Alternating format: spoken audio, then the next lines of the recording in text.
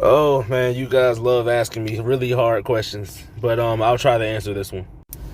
And before you say it, no, I'm not going to pick the presence, the one above all, the man of miracles, what was it, Kami Tenshi, or attention, no, none of that. But I do want to explain something first about these characters.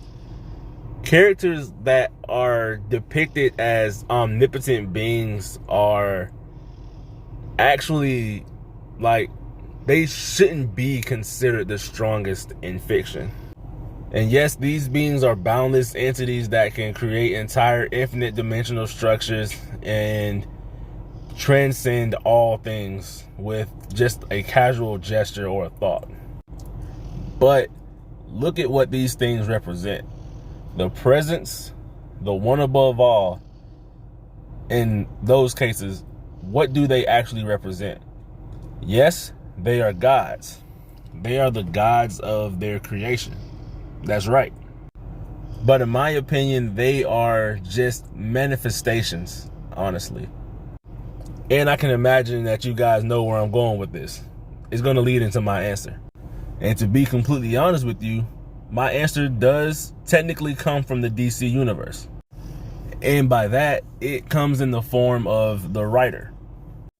The way I interpreted the writer, it is essentially just the same as when the presence made Lucifer and Michael. Michael was the source of energy that provided the necessary raw materials, and Lucifer was the person who willed everything into shape. On multiple occasions, DC has linked the presence with the source, even saying that they are the same thing. And the writer, in my opinion, would be the presence, and the presence and the source would be Michael and Lucifer. The source being Michael, the presence being Lucifer. And I know what you're going to say. The writer has died before in DC. That is true.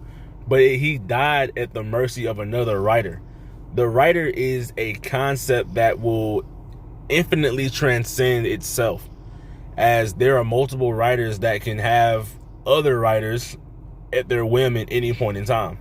The writer forced his will on the overvoid. It could do nothing to stop it. And compared to the writer, the overvoid is nothing but a piece of paper.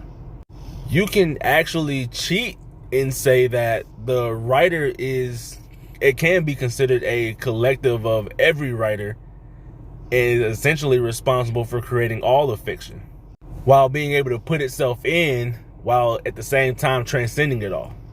I hope that answer satisfies you. It's the writer.